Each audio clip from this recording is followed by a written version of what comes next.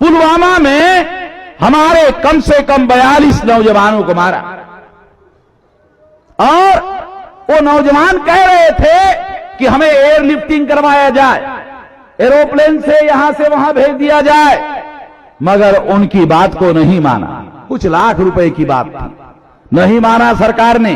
क्यों नहीं माना? क्योंकि सरकार के पास 8 दिन पहले खबर थी कि इन लोगों को मारा जाने वाला है, पहले से जानकारी थी।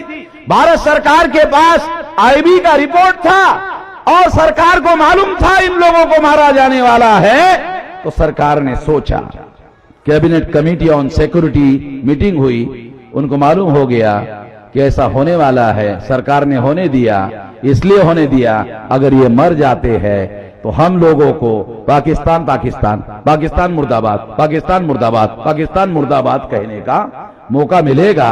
और क्योंकि हमारे पास नरेंद्र मोदी के पास लोगों के सवालों के कोई जवाब है नहीं, तो सारा मामला पाकिस्तान की तरफ लेके जाया जाए। ये सारा षड्यंत्र इन लोगों ने किया। ये षड्यंत्र समझने की जरूरत है। उसमें मरने वाले शेड्यूल कास्ट के लोग हैं, शेड्यूल ट्राइब के लोग हैं, बैकवर्ड क्लासेस के लोग हैं, समझ लो। एक राजभर भी है हमारे लोग। इसलिए साथियों, ये लोगों ने हमारे लोगों को मारा। पाकिस्तान तो दूसरा देश है, दूसरे देश से हमारे देश में आरडीएक्स का मटेरियल कैसे आया, गाड़ी कैसे आई, रोकने का काम क्यों नहीं किया?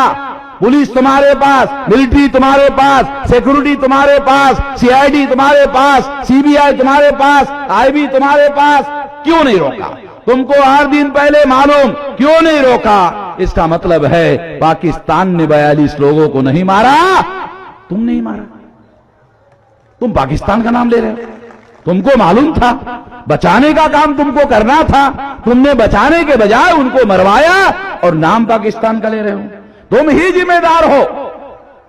इसलिए साथियों, ये षड्यंत्र जो ईवीएम मशीन के साथ हो रहा है, और वो मामला हमने 26 तारीख को जेल भरों में उठाया हुआ है, और 5 मार्च को भारत बंद का भी मामला उठाया हुआ है। इसको डाइवर्ट करने के लिए और ईवीएम मशीन का जो षड्यंत्र भारत पर थोपा गया है, उसके डायवर्शन करने के लिए, दिशा बदलने के लिए सारा षड्यंत्र हो रहा है। इसे समझने की साथियों जरूरत है।